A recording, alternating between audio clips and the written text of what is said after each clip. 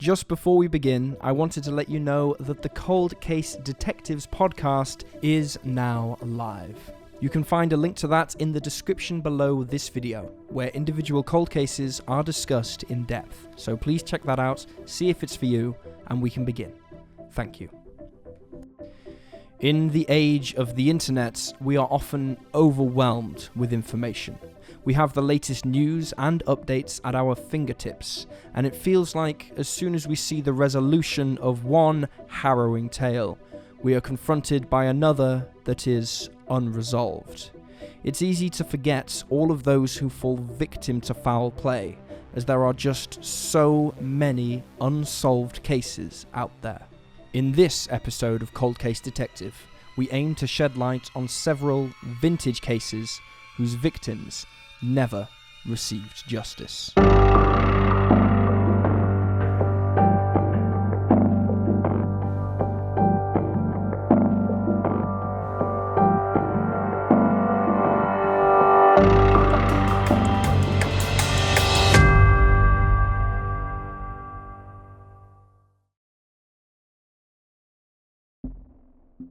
Joanne Elizabeth Bertha Schippen. Joanne Elizabeth Bertha Schippen was born in January of 1888 and died at the young age of 13. Bertha was the youngest child in a large family that lived in the South Australian town of Tawita, a small German farming settlement. On January 1st, 1902, Bertha's parents left for the day to go and visit family at Eden Valley, 12 miles away. That night, her two younger brothers slept in the nearby barn, leaving just Bertha and her 24-year-old sister Mary alone together in the family's modest cottage. According to Mary, at 10 p.m. that night, she woke to find a bearded man lying across her chest. After a short struggle, she broke free and escaped the house, leaving her little sister behind. One of her younger brothers notified the local constable, but when they returned, Bertha was found dead. She had been brutally stabbed approximately 40 times. The inquest into the 13-year-old's grisly murder was headed by the local coroner, Dr. Ramsay Smith, and was held shortly after the discovery of her body. There was much suspicion surrounding Mary, given that she was the only witness to the bearded man and the only one in the house at the time with Bertha. Not only this, but there was no evidence the man had been in the house, or had even existed. An extensive police search turned up no leads to the identity of the man or clues that he had been in the home. This led to Mary being charged.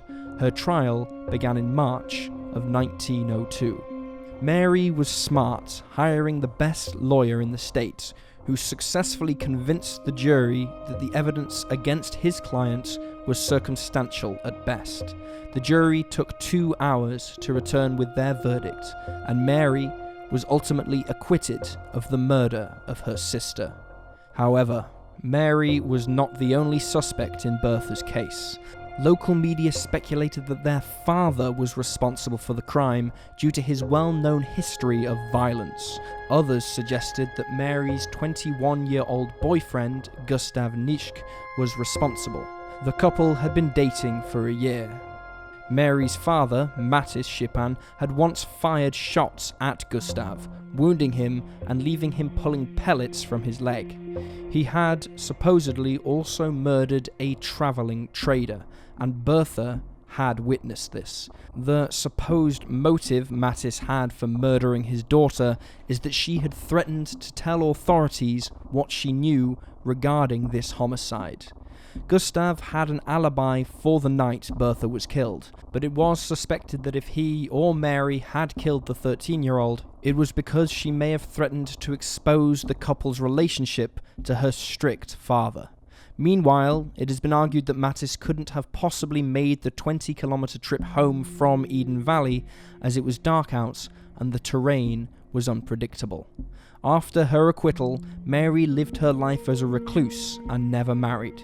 She was known as the Grey Lady, as she wore a grey-coloured dress and bonnet and often wandered about, not looking at anyone.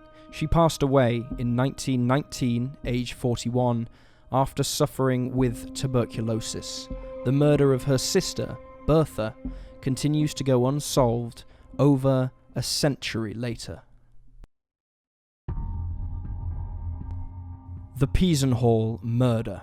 The Providence House in the village of Peasenhall, Suffolk, became the backdrop to one of England's most cold-blooded murders when, in 1902, a young woman named Rose Harsant was brutally stabbed and left for dead. She was just 22 years old and 6 months pregnant at the time of her murder.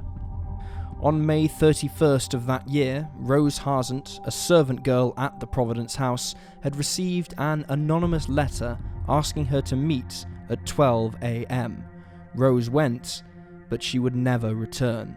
Her father, William, went to the Providence House the following morning. He found the home still and quiet as he made his way through it. As he came into the kitchen, he stumbled across the bloodied body of his daughter lying on the kitchen floor. The end of Rose's life had been a violent one. Her throat had been slit, gashes were found in her shoulders and chest, her face and jaw were bruised, and she had wounds on her hands that suggested she'd tried to fight off her attacker. The girl's nightdress was charred. At first, authorities thought she'd either taken her own life or the whole thing had been an accident, that she'd fallen downstairs and cut herself on the broken oil lamp, which in turn had ignited her nightgown. However, after investigating Rose's room, they came across the anonymous letter, and they also caught wind of rumours that suggested Rose had been involved with a married man. The man in question was a clergyman in his 30s named William Gardiner, who lived with his wife and 6 children. He was an elder and choirmaster at Rose's church. Reportedly, locals had been well aware of the couple's affair, which had begun in 1901, as they had been overheard in an empty chapel having discussions that were sexual in nature. Immediately, authorities homed in on William. There was certainly much evidence in the case that pointed towards the clergyman. A broken medicine bottle containing paraffin was found near Rose's body. It had been prescribed to one of the Gardiner children. The handwriting on the anonymous letter was thought to be a match to William's, and the police located a bloody knife in his home, although he claimed that the blood was rabbit, not human. Neighbours also witnessed a fire in William's garden after the murder had taken place, which many feel explains why bloody clothing was never found in his possession. However, there was one hurdle for the prosecution. Mrs. Gardiner backed up her husband's alibi, claiming the pair of them were in bed together all night. When confronted by police, she admitted that she knew of the rumours circulating around the village about her husband and Rose, but added that they were complete and utter rubbish, and that William had been cleared by an inquiry carried out by the chapel. It was discovered that Mrs. Gardiner had been awake in the early hours of the morning. Her neighbours had heard her awake through the paper-thin walls. They heard her retire to bed around 4 a.m. The estimated time of Rose's death was between 2 and 4 a.m. This has led many to believe that Mrs. Gardiner was the real killer, who carried out the brutal slaying in a fit of rage and jealousy, and was perhaps triggered upon finding out that Rose was pregnant. Eventually, William was charged, and he faced 2 trials, one in November of 1902 and one in January of 1903. Both trials used the same prosecutor, Henry Dickens, son of renowned author Charles Dickens, and the same defence. Both times, William maintained his innocence, and both times the jury could not agree on a verdict, resulting in a mistrial. While William was scheduled for a 3rd trial in 1903, those heading the case thought it was useless to do so, that they would face the same outcome, and so the clergyman was released. He was never formally acquitted since he was neither found guilty nor innocent, and many locals continued to suspect him once the trials were over. Upon his release, the Gardner family moved to London for a fresh start. William died in 1941, and the family of Rose Harsant never received justice in their daughter's murder case. The Lintz Green Railway Station murder.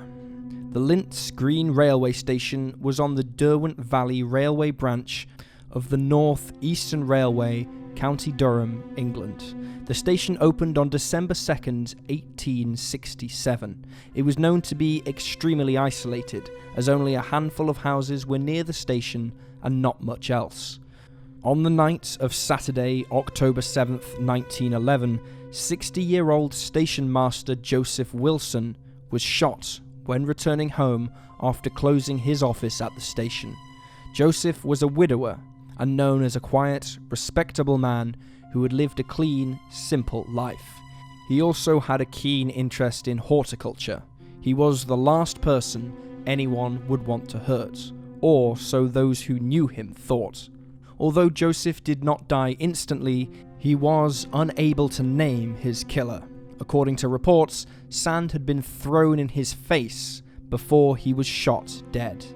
The remaining colleague of Joseph's, a man named Fred White, was in the middle of locking the booking office when he heard the gunfire.